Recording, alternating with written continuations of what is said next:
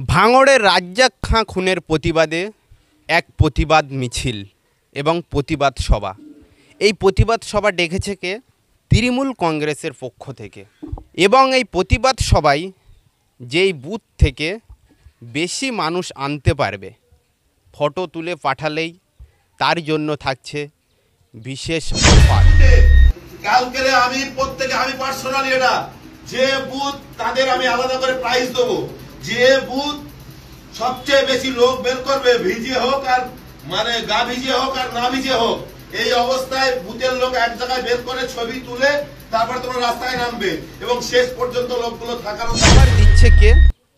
তৃণমূল কংগ্রেসের জেলা পরিষদের সদস্য বাহারুল ইসলাম পাশে শওকত মোল্লাকে বসিয়ে এই অফার ঘোষণা করল।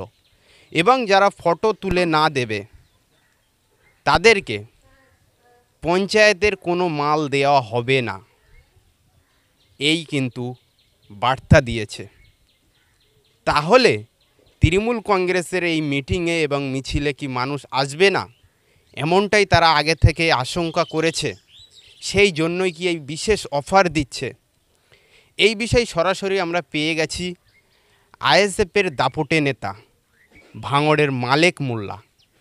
তিনি কি বললেন শোনাবো। আমরা জানতে পাচ্ছি যে তৃণমূলের যে প্রতিবাদ মিছিল, রাজ্জাক খানের মৃত্যুর প্রতিবাদ মিছিল, সেই মিছিলে লোক আনার জন্য হুমকি বা থ্রেট বা প্রলোভন যাই বলে দেওয়া হচ্ছে।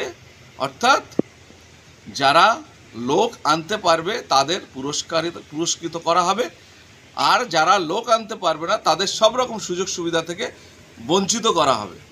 ইতিপূর্বে আমরা যেটা দেখেছি যে তৃণমূলের জমায়েতে লোক নিয়ে যাওয়ার জন্য বিভিন্ন রকম প্রলোভন দেখানো হয় এবং তার সঙ্গে সঙ্গে গাড়ি ভাড়া থেকে শুরু করে বিরিয়ানির প্যাকেট থেকে শুরু করে জুতো থেকে ছাতা পর্যন্ত দেওয়া হয়। তারপরেও তাদের এই মুহূর্তে আর লোক খুঁজে পাওয়া যাচ্ছে না। অর্থাৎ অন্যায়কে প্রশ্রয় দিতে দিতে মানুষ তাদের প্রতি যে বীতশ্রদ্ধ এবং তাদেরকে ঘৃণা করছে, জোর করে মানুষকে নিয়ে যেতে হচ্ছে, এটা আজকে কিন্তু দিনের আলোর মতো পরিষ্কার।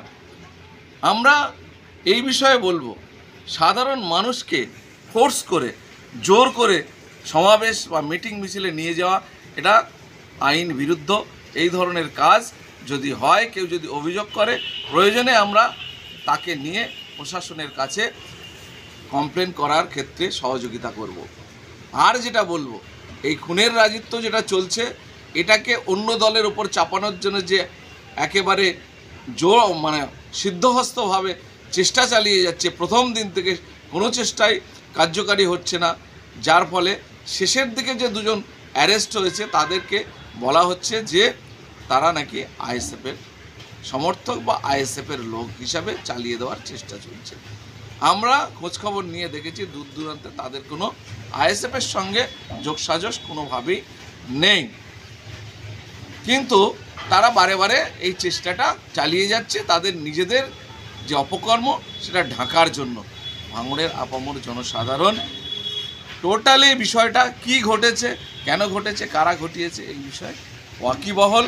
বাচ্চা ছেলে মেয়ে থেকে শুরু করে গ্রামের মহিলারা পর্যন্ত বিষয়টা জেনে গেছে এবং সবাই ছিছি করছে। এই জিনিস ঝেড়ে ফেলার জিনিস নয়। আমি তৃণমূলের নেতৃত্বদের বলবো, যদি এখনও যেটুকুনি পার্টির তৃণমূলের সম্মান আছে যদি বাঁচাতে চান, যারা আসামি তাদেরকে প্রশাসনের কাছে তুলে দেন এবং এই অস্ত্রশস্ত্র যারা আমদানি কাজ করছে তাদেরকে চিহ্নিত করে তাদেরকেও তুলে দেন, আর যারা এই খুনের রাজত্ব সঙ্গে পেছনে যুক্ত তাদেরকেও ধরিয়ে দেন, তাহলে অন্তত কিছু সম্মান আপনাদের বাঁচবে।